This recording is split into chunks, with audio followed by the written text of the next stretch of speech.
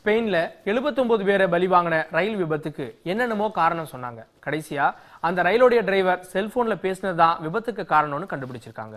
Spain நாட்டின் Madrid நகரில் இருந்து ஃபெரால் நோக்கி கடந்த வாரம் சென்ற ரயில் விபத்துக்குள்ளானதில் 79 பேர் பரிதாபமாக பலியாகினர்.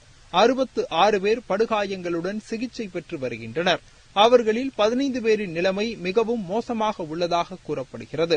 அனுமதிக்கப்பட்ட வேகத்தை விட 2 மடங்கு வேகத்தில் வந்த அந்த ரயில் ஒரு வளைவில் திரும்பும் போது தடம் புரண்டு கவிழ்ந்த காட்சியின் சிசிடிவி பதிவுகள் உலக ஊடகங்களில் எல்லாம் ஒளிபரப்பாகி அனைவரின் கவனத்தையும் ஈர்த்தது.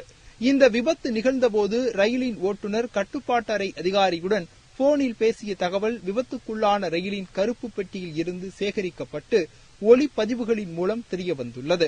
விபத்தை அடுத்து கைது செய்யப்பட்ட ஓட்டுநர் பிரான்சிஸ்கோ கர்சான் காயங்களுக்காக மருத்துவமனையில் சிகிச்சை பெற்று வந்தார். காயங்கள் ஆறி குணமடைந்ததை ஒட்டி அவர் சிறையில் அடைக்கப்பட்டார். விபத்து தொடர்பாக நடைபெற்ற விசாரணையில் பங்கேற்ற அவர் அனுமதிக்கப்பட்ட வேகத்தை கடந்து ரயிலை இயக்கியதாக ஒப்புதல் வாக்குமூலம் அளித்துள்ளார்.